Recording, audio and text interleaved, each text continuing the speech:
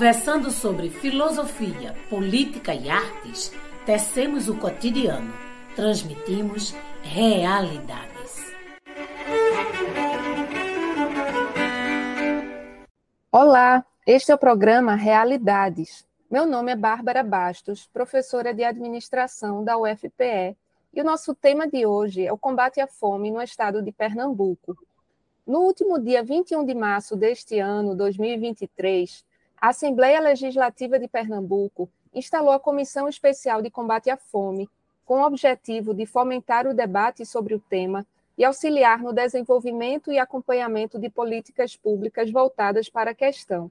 Hoje vamos conversar com a autora dessa iniciativa, a deputada estadual do PT, Rosa Amorim. Seja muito bem-vinda, Rosa.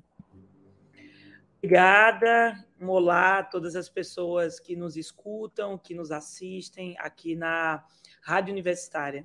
Prazer fazer parte dessa conversa, desse bate-papo. Obrigada, Rosa.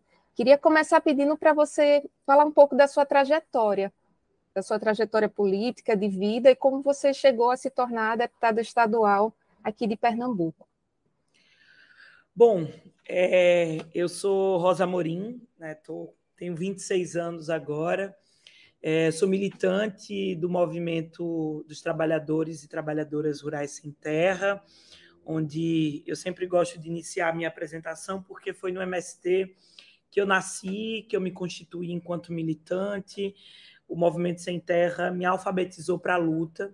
Sou filha de assentados da Reforma Agrária, do assentamento Normandia, em Caruaru, e sempre estive caminhando nas fileiras do MST, na minha adolescência, juventude, por orientação do Movimento Sem Terra, eu comecei a atuar e estar à frente de um movimento de juventude, de organização de juventude, que é o Levante Popular da Juventude, que nasce também do Movimento Sem Terra, e atuei grande parte da minha juventude vinculada ao movimento estudantil, na Universidade Federal de Pernambuco e também na União Nacional dos Estudantes.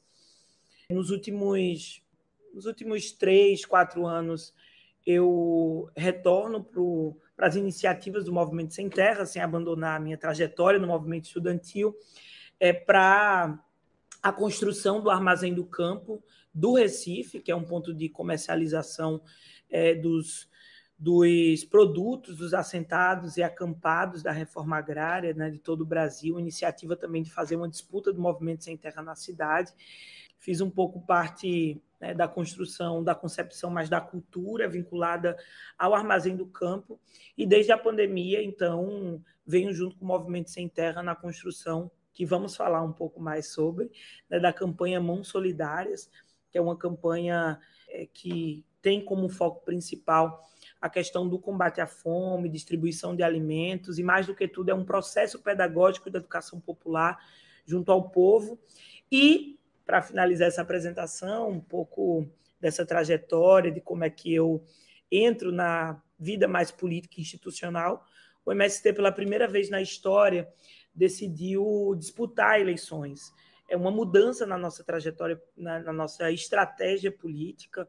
A gente divide a luta em 3 dimensões: a luta social, que é a luta de organização do povo, a luta ideológica, que é essa batalha das ideias que a gente faz com a sociedade, na elevação do nível de consciência, e a luta institucional. Essa o MST nunca esteve à frente, mas o MST sempre, de alguma forma, influenciou dentro da institucionalidade. É muito importante, por exemplo, ter um apoio, né, nas eleições do Movimento Sem Terra, porque a gente tem uma base política, uma base social muito organizada, que influencia, né?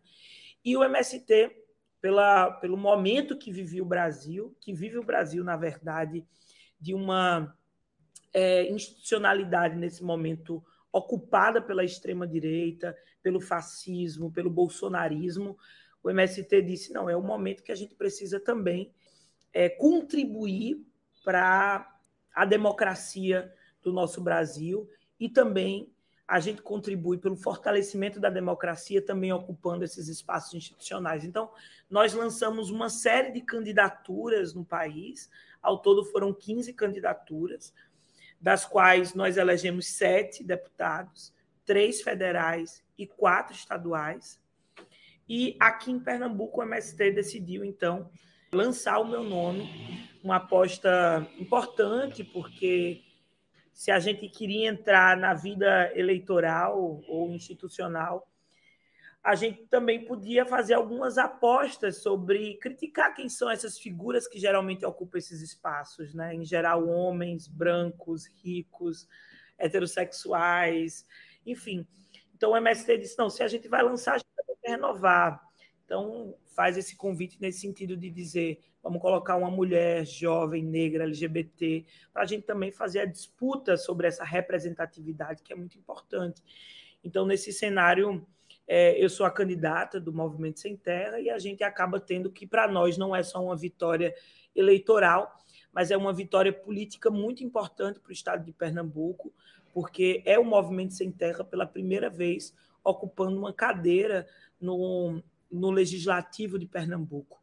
Então, nesse momento, né, eu ocupo, né, essa cadeira que eu falo que não é um mandato de Rosa Amorim, é um mandato coletivo de um grande movimento, que é o Movimento Sem Terra, e também um mandato que aglutina uma série de outras organizações junto com ele. Então, assim nós estamos construindo esse nosso primeiro mandato do MST na Alep.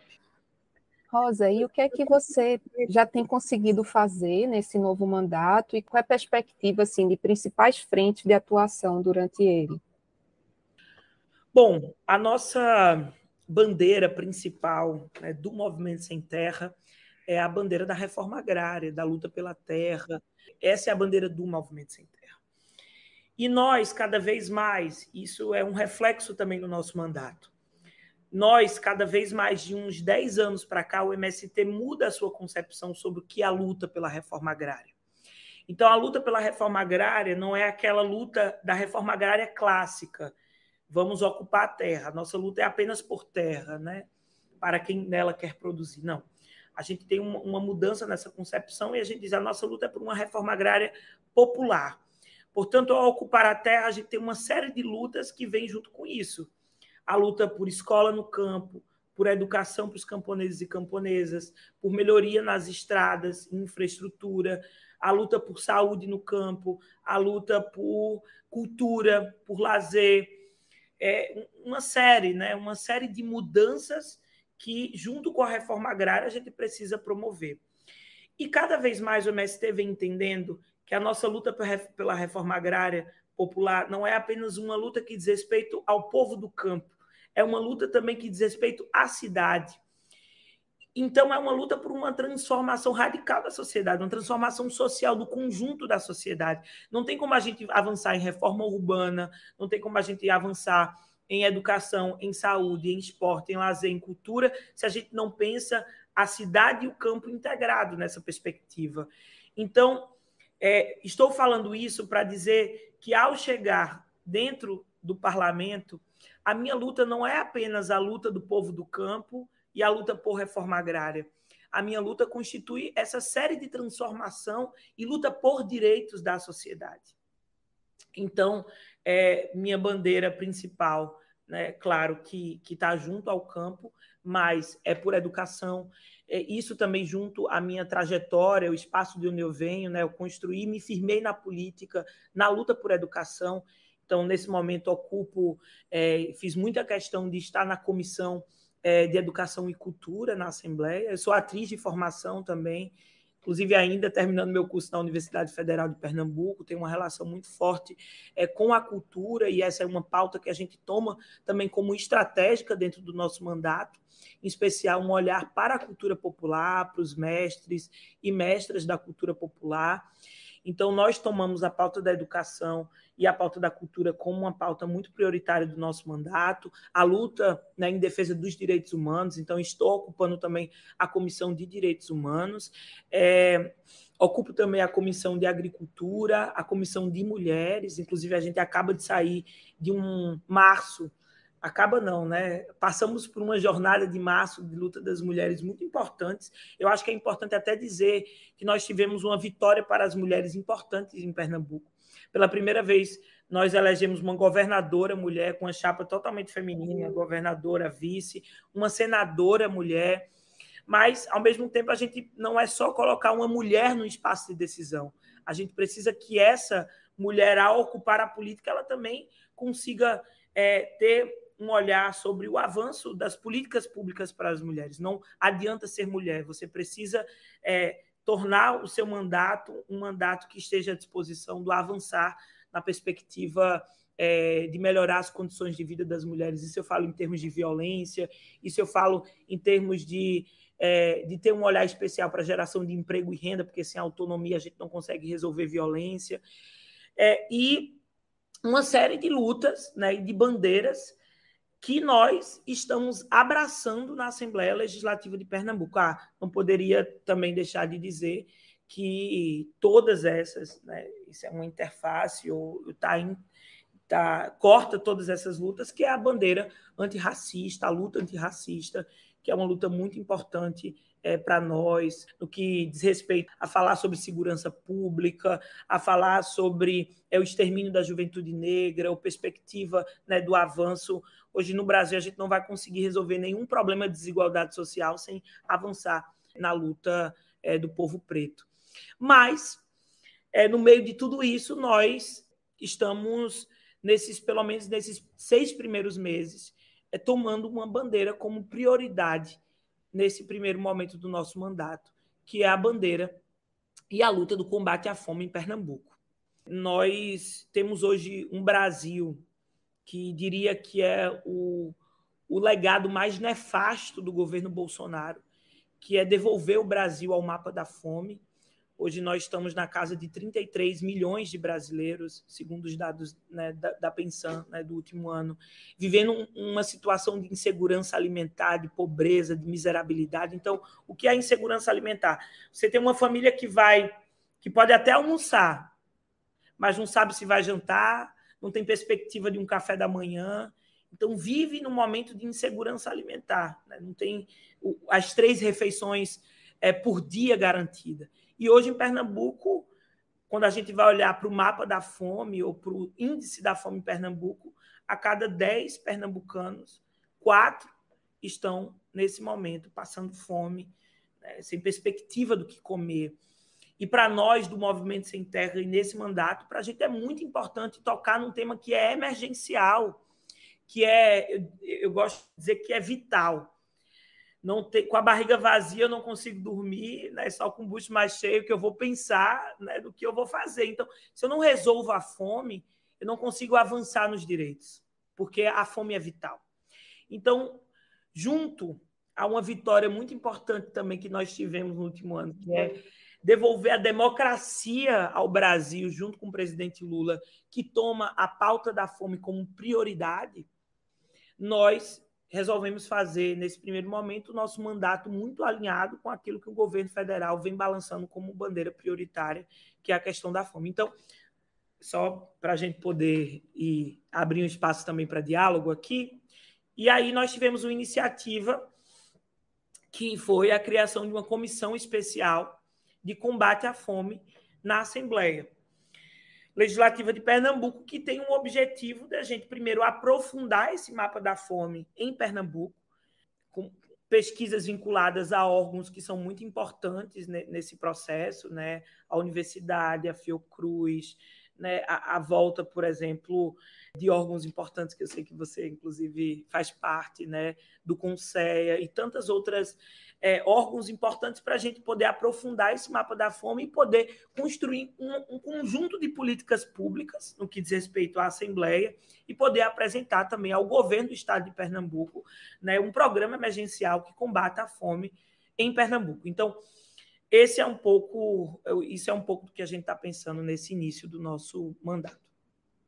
Já tem alguma ação programada para a comissão? Como é que está o planejamento das atividades?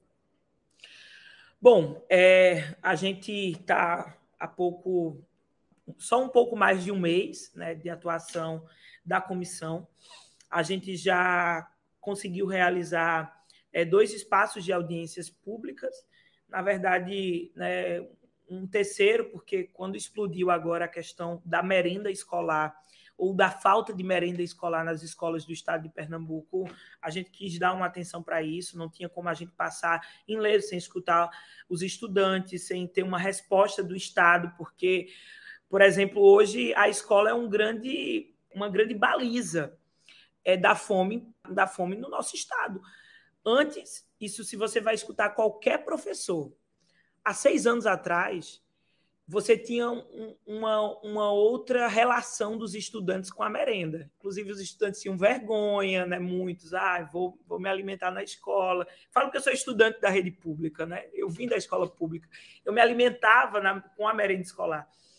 E você vai escutar hoje, qualquer professor, os estudantes chegam na escola já perguntando pela merenda, já perguntando pelo almoço. E como é que falta merenda na escola quando os pais fazem questão de mandar os estudantes, porque lá vai aliviar um pouco, né, um pouco do que se precisa para se alimentar. Então, nós fizemos algumas audiências públicas, né, uma primeira nessa perspectiva de ouvir os principais órgãos, entidades em relação à situação da fome em Pernambuco. E também demos um foco nessa questão de escutar em relação ao porquê está faltando comida nas escolas. E agora nós vamos para um terceiro momento, que é a descentralização da nossa ação. Nós vamos para o Agreste, né, onde a gente tem um quadro muito difícil também ali nas cidades do Agreste em relação à questão da pobreza e da miserabilidade. A gente vai descentralizar, porque a gente acha que é importante levar essa comissão para o Estado. Então, a ideia é que lá em Caruaru, agora, nessa próxima semana, estamos só fechando a data, a gente vai fazer também mais uma audiência pública no sentido de mobilizar os gestores das cidades do Agreste para que a gente possa juntos sair com algumas iniciativas e um processo de escuta em relação à fome naquela região. Nós já estamos com alguns projetos de lei, né, engatilhados, que parte do mandato, mas que vem de uma iniciativa, de uma construção de entendimento a partir da comissão. E vamos, ao final, né, estamos nesse aprofundamento desse estudo, construir esse programa emergencial de combate à fome em Pernambuco, que cabe ao governo do estado abraçar ou não, mas caso não, a gente vai tentar uma via pela própria Assembleia Legislativa, no sentido de avançar nos projetos de lei, que a gente possa garantir um processo, pelo menos, de médio e longo prazo, para que a gente possa mudar o quadro da fome em Pernambuco.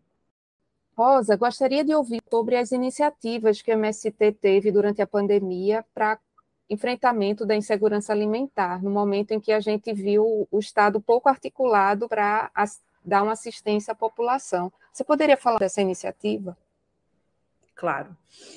Bom, primeiro, eu venho trazendo, né, uma nova concepção, inclusive engraçado, né, que eu escutei em um espetáculo do Grupo Magilute, aqui de Pernambuco, que trazia um pouco uma releitura sobre Morte e Vida Severina. E durante o espetáculo, os atores soltaram uma frase que, mesmo que a gente saiba, mas assim, foi muito didático no que é a fome. As pessoas não morrem de fome, as pessoas são assassinadas. Assassinadas por um projeto político que não alimenta o povo. Portanto, a fome também diz respeito, né, à política que determinado governo traça para o seu povo. Porque se tem pessoas morrendo de fome, é porque existe um projeto político que condena essas pessoas à fome. E a gente não pode mais aceitar que a geografia da fome persista em 2021, 2022, onde a gente teve um momento de muitas conquistas para o nosso povo. E a pandemia, para nós, foi o momento mais crucial. Eu falei no começo, né? O governo Bolsonaro foi um governo de morte. Foi um governo que deixou, nesse pós-pandemia, mais de 600 mil pessoas, né, mortas no nosso Brasil, asfixiadas por falta de ar, por falta de inoperância. Mas se a gente for colocar, inclusive, esses dados em relação à subnotificação, para além do próprio processo respiratório, que era a pandemia da COVID, que era a COVID, né? A gente tem uma subnotificação em relação à fome, crescimento do desemprego, a falta de comida. Se qualquer pessoa quiser fazer um retrato dos últimos 4 anos do nosso Brasil, mandar para fora, eu diria que o principal retrato do Brasil são aquelas mães revirando um caminhão de ossos para poder, né, procurar um pouco de proteína para fazer sua sopa. Então, diante dessa sensibilização, não tem como a gente pensar o combate à fome sem pensar no povo do campo, quem produz essa comida. Então, durante a pandemia, o MST, que tem um dos seus princípios, a solidariedade, nós partimos de uma iniciativa aqui em Pernambuco, que tomou conta de todo o Brasil. A gente adora botar o nosso bairrismo no meio, né? Mas realmente foi uma iniciativa que surge aqui em Pernambuco, que começa com o nome de Marmita Solidária. A gente até tem Marmitex, Marmita Solidária. Logo na primeira semana que tudo fechou, o Armazém do Campo começou a receber muitos moradores de rua procurando por comida, porque dependia do comércio, as pessoas em situação de rua para se alimentar, e de repente o comércio fechou e a gente tem aquele contingente de pessoas passando fome no meio da rua, porque nem as ações solidárias da sopa, das igrejas, aconteciam mais. Então, foi muito emergencial. Na primeira semana, nós começamos a distribuir marmita para as pessoas em situação de rua, começamos a distribuir 50, depois a gente conseguiu um convênio com a Arquidiocese de Olinda, né, com vários outros programas de solidariedade, e conseguimos fazer uma rede solidária junto ao Marmita Solidária, que passou de 50 diários para 500, depois a gente estava distribuindo 1.000 marmitas para pessoas em situação de rua. Só que a gente, por um trabalho que o MST já estava iniciando com algumas comunidades do Recife, a gente decidiu aprofundar um pouco mais o nosso trabalho e viu que era possível fazer isso. Então, das marmitas, nós começamos a distribuir cestas básicas para famílias, que nós abrimos cadastros, né, durante a pandemia para territórios, e começamos a distribuir cestas básicas para as famílias nas periferias do Recife. Foi um compartilhamento da produção do Movimento Sem Terra, depois surgem muitos outros parceiros, mas a princípio vinham carretas e mais carretas de alimentos doados pelos nossos assentamentos, acampamentos do MST, para a construção dessas cestas básicas, e depois se abriu-se muitas doações. Mas nós, com isso, fizemos um processo de educação popular em saúde. Então, nós tivemos uma parceria com a Fiocruz, iniciamos um processo também de formação em saúde, porque a gente, ao entrar nos becos e vielas das periferias, a gente viu que isolamento social nas periferias não existia e não tinha condições de existir. E as pessoas não tinham noção básica de como se cuidar no meio de uma não possibilidade de isolamento. Não sabia lavar as mãos, não sabia higienizar, não tinha máscaras. Então, nós iniciamos dentro do Mãos Solidárias, que foi essa campanha que surge, que não era só distribuição de marmita, mas era distribuição de cesta básica, era trabalho em relação à conscientização em relação à saúde.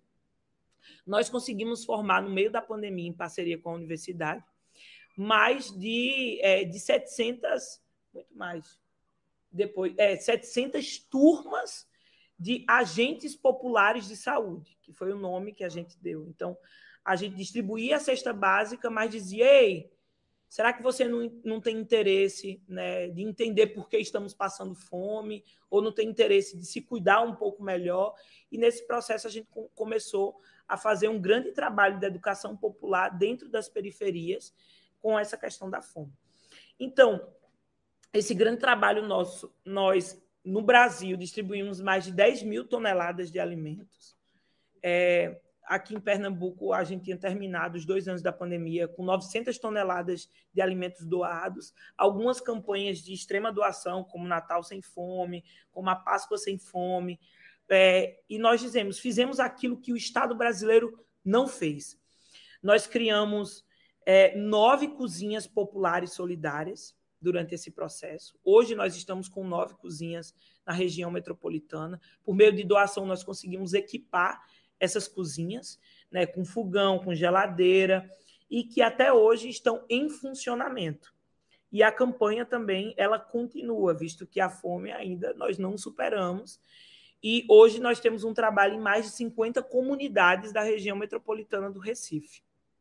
Isso sem falar em outras cidades, como Caruaru, Petrolina, mas o principal trabalho, né, por conta do contingente de pessoas, né, que vivem, que estão em miserabilidade, em segurança alimentar, é na região metropolitana. Então, nós estamos hoje com essa rede de cozinhas solidárias, continuamos o nosso processo de doação, óbvio que diminuiu muito, né, por conta do momento que a gente vive, mas o que a gente está dizendo agora é que nós não podemos mais, nós não conseguimos mais doar. A nossa briga agora, mudando o governo, inclusive compromisso com o governo federal com a pauta da fome, é que a nossa luta agora é por garantir que a questão da superação da fome seja via governo, seja via, né, via garantia de políticas públicas que superem esse momento.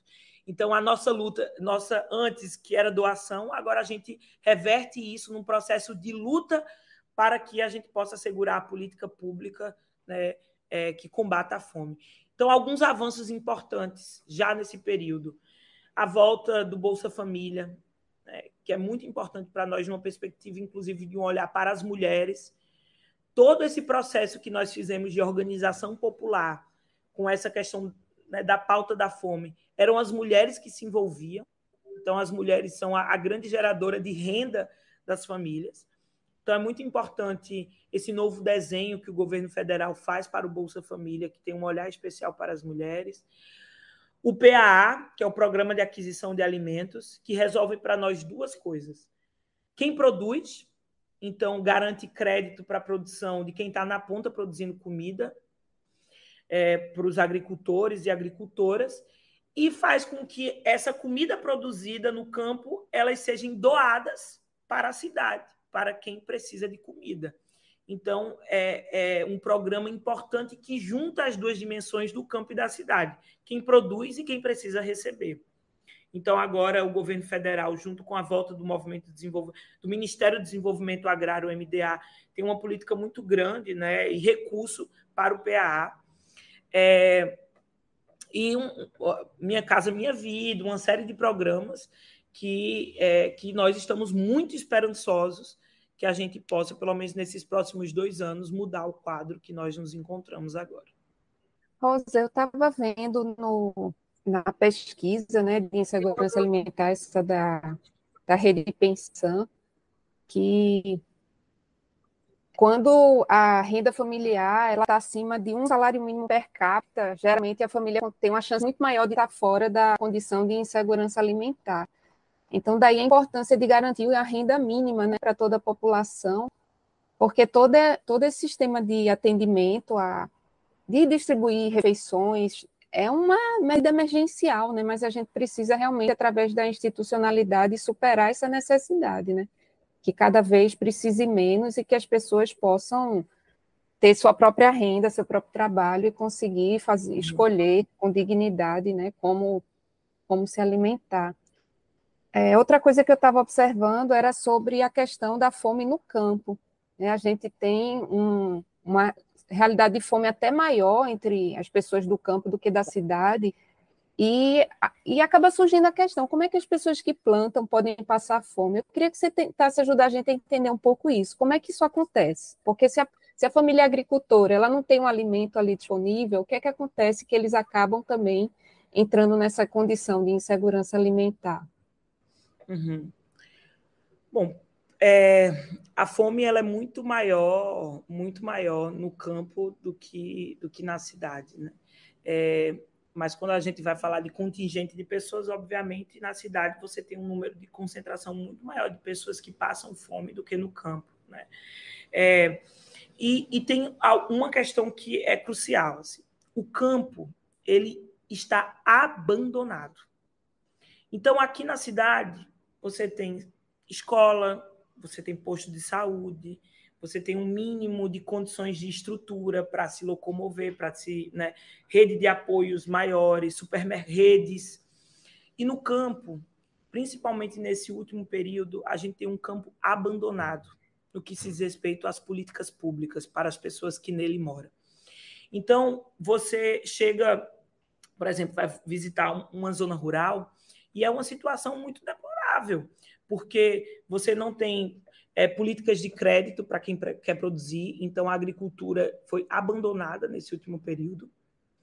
Então, distribuição de sementes, né, que era uma responsabilidade do governo, todo entre safra ali, os camponeses recebiam suas sementes para poder produzir. Isso foi instinto. Estou falando bem, uma política que parece pequena, mas faz toda a diferença. Então, os agricultores não tinham nem mais recurso para comprar suas sementes para a produção. Então, você tem uma estagnação aí na questão da produção. Você tem um campesinato hoje não assalariado ou pouco assalariado. Então, depende da agricultura para poder, né, garantir sua sobrevivência, né, e o recurso à sua renda básica. Você tem uma estrutura no campo defasada, sem estradas. Qualquer zona rural que você vá de Pernambuco, e quando você chega nos assentamentos, é uma situação triste. E se chove, os camponeses ficam literalmente ilhados ali, porque as estradas acabam, você não consegue ter deslocamento. E a falta dessas políticas de crédito para o meio rural fez com que o campo estivesse num momento de empobrecimento nesse último período. Então, nem para produzir aquilo para poder se alimentar. Então, nem todas as famílias, por exemplo, têm um lote para produzir a sua produção. Grande parte depende, né, de ser um camponês assalariado, né, para trabalhar em fazendas, e isso foi basicamente cortado nesse último período. Então, por isso se explica esse índice muito grande de uma pobreza no meio rural. A gente viu a desestruturação de diversas políticas, né, para o campo, e aí eu estou conseguindo visualizar aqui que a cada safra isso foi se tornando mais complicado, né? E aí chegou com a pandemia, vários meios de escoamento da produção foram interrompidos, né? Eu sei que em Recife várias feiras livres foram fechadas, feiras orgânicas, e muita gente passou a comprar tudo do supermercado, né? Então prejudicando mais ainda o pequeno agricultor. Rosa, eu gostaria de ouvir de você um pouco sobre o Abril Vermelho do MST. Explicar para a gente o que é, quando começou, quais são os objetivos. Tem saído muitas matérias na imprensa falando sobre ocupações, sobre manifestações e questionando. Então, gostaria de ouvir a visão do movimento sobre o Abril Vermelho. Bom, o Abril Vermelho, nós intitulamos assim dessa forma, é o mês que acontece a jornada de luta em defesa da reforma agrária, da luta pela terra.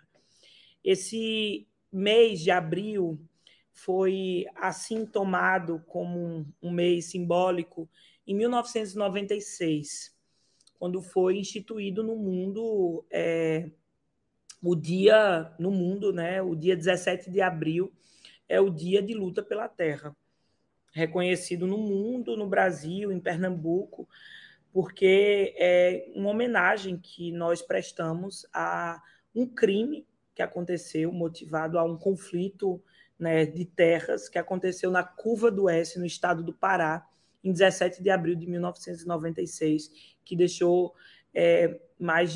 deixou 22 trabalhadores rurais assassinados. Um conflito que mobilizou todo mundo, sensibilizou todo mundo, e a partir disso a gente tem a instauração desse dia como um dia importante e simbólico. E desde então o MST toma esse mês para fazer a nossa jornada. A nossa jornada ela é importante porque, primeiro, é um momento que a gente tem de debater com a sociedade sobre o porquê o Brasil, né, tem na ordem do dia a importância, né, de se fazer reforma agrária. E dividem muita opinião, né? A gente até vem levantando cada vez mais esse tema sobre invasão-ocupação, por exemplo, que é termos muito simples. O MST invade terra, o MST ocupa terra. Porque, para nós, isso está garantido na Constituição. A luta pela reforma agrária é uma luta por direitos, é uma luta legítima. O Brasil é o país que mais tem concentração de terras no mundo inteiro. E 70% das terras agricultáveis do nosso Brasil está na mão do agronegócio. São terras que são destinadas ao grande latifúndio. E o MST ocupa terras improdutivas, terras que estão, né, em desuso. E isso está garantido na Constituição. Portanto, o Estado brasileiro, os governos estaduais, eles não vão dar de mão beijada terra para quem quer trabalhar. É preciso que haja uma pressão social, uma organização social para que a gente possa avançar num tema que é urgente. Nós não vamos superar desigualdades no nosso país se a gente não resolver a questão da terra. Portanto, resolver a questão da terra também é resolver a questão da desigualdade no nosso país, que é fundante da própria origem do próprio Brasil. Então, a nossa luta está garantida na Constituição e a gente precisa pressionar o Estado para que a gente possa ter um avanço na reforma agrária, que está garantido na Constituição. Terras que não cumprem a sua função social, elas devem ser destinadas à reforma agrária. Portanto, o MST ocupa terras improdutivas para produzir alimentos. E se 70% está na mão do agronegócio, que produz comida que não volta para a mesa do povo, o feijão, o arroz de todo dia, não é o agronegócio que produz, é a agricultura familiar, que hoje só tem 30% das terras agricultáveis do nosso país. É muito pouco, é insuficiente, sendo que é a agricultura familiar que alimenta o nosso povo diariamente.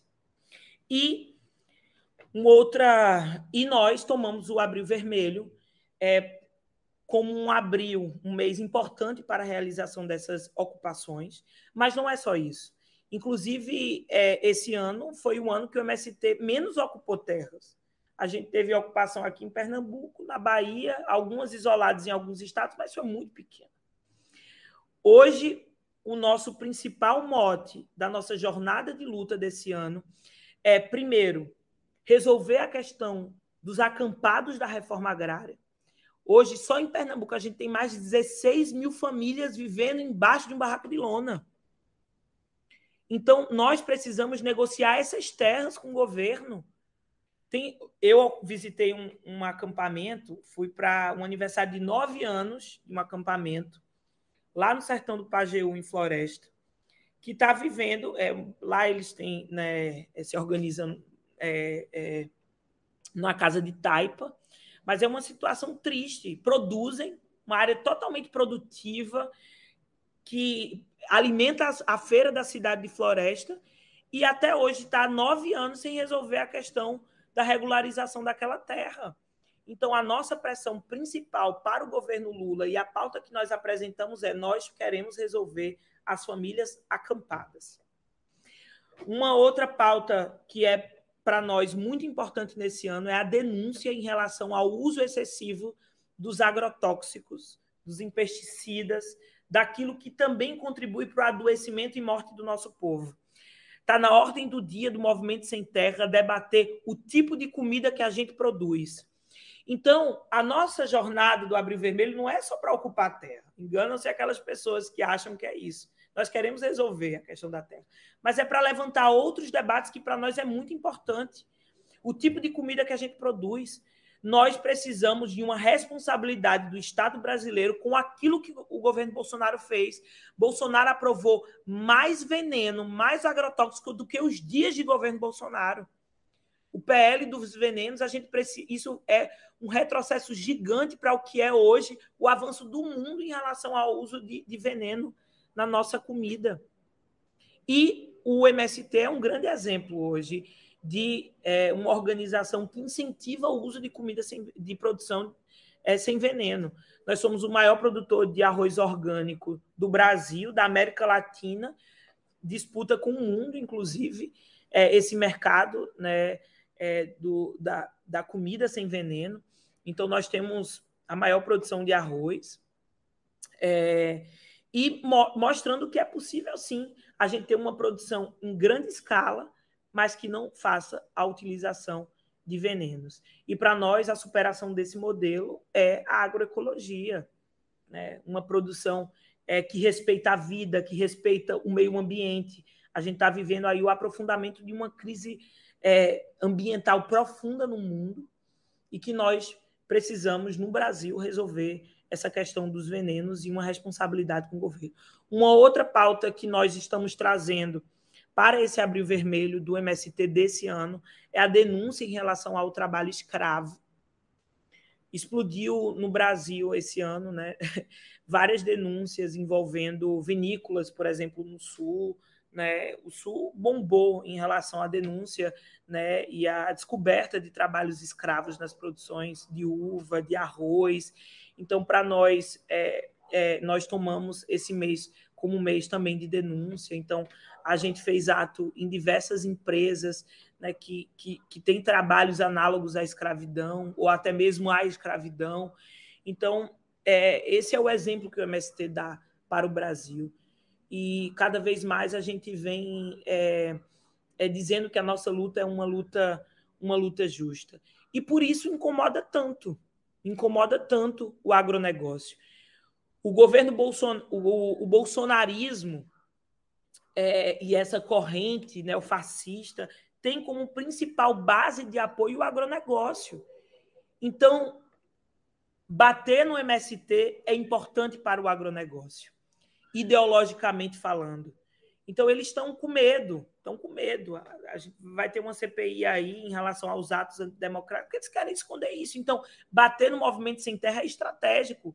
Eles já perderam o governo, né, o governo federal, e agora colocam o MST como um principal alvo nesse momento. Então, quando a gente vai, por exemplo, falar nessa questão porque o agronegócio tem tanto medo, né? Não é interessante para eles resolver a questão da reforma agrária. E é para a gente muito vergonhoso constatar que no século XXI, os únicos países que não fizeram reforma agrária na América Latina foram o Brasil, a Argentina e o Uruguai.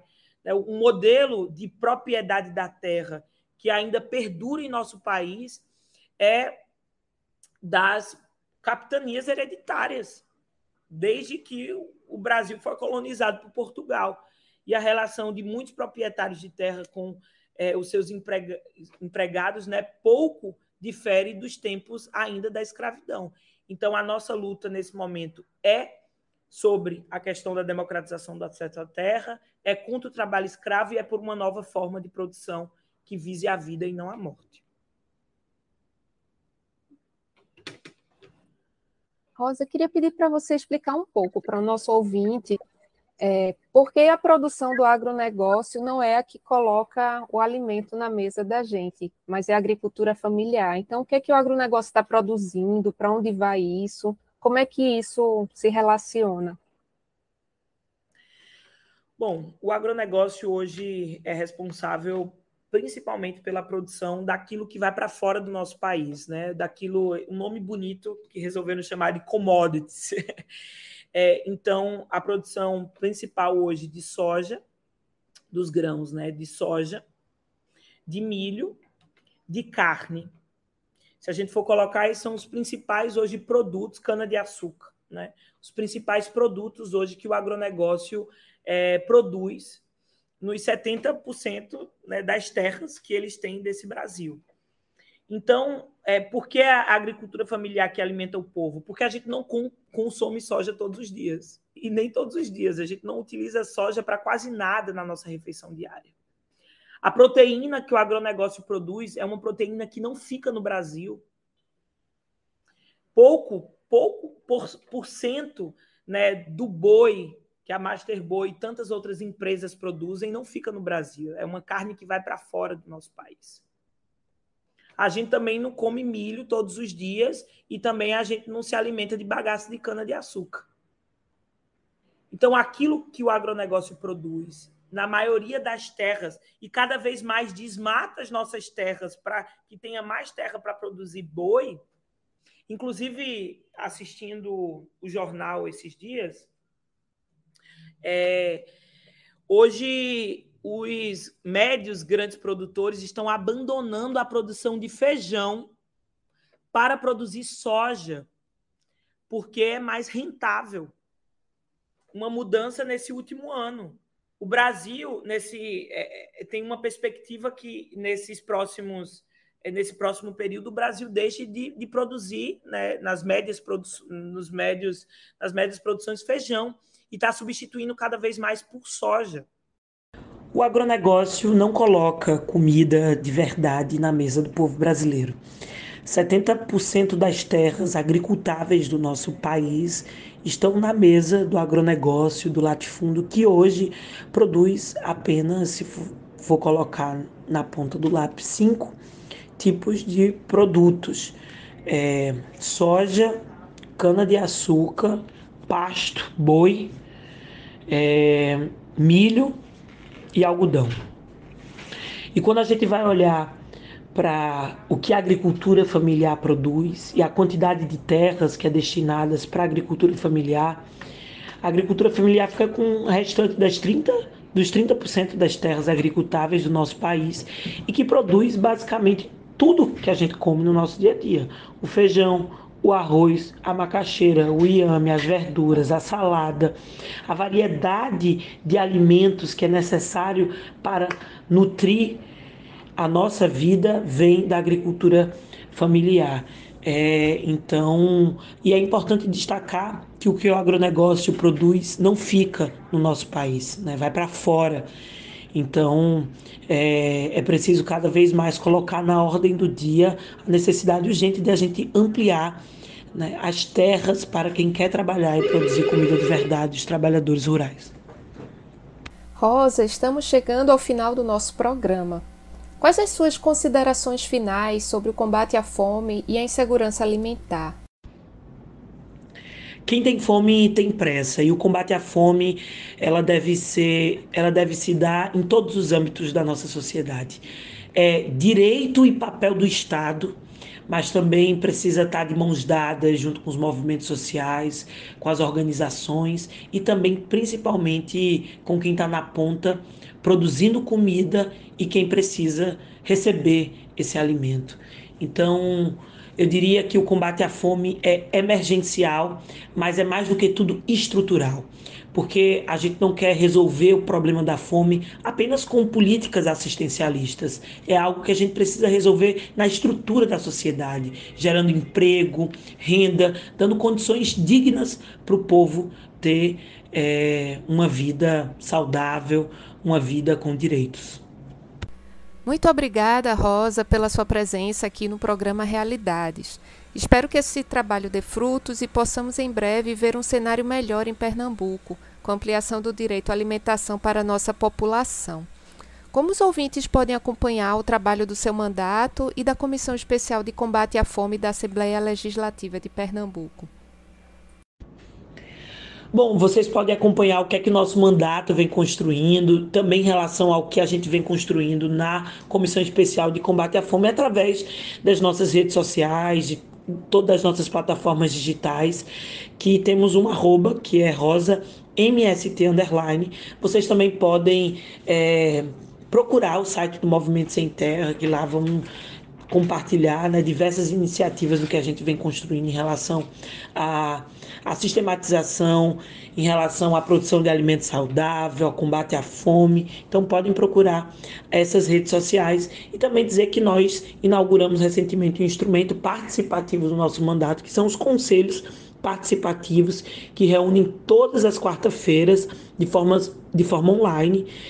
Então, se vocês têm propostas, ideias sobre diversos temas, vocês podem entrar em contato conosco e participar dos nossos conselhos participativos.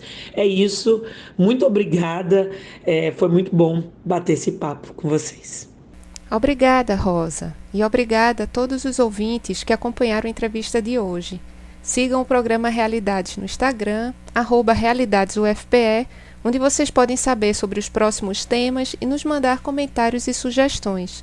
Um grande abraço e até domingo que vem.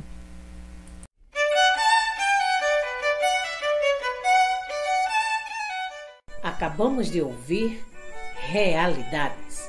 Oferecimento Proeste, UFPE.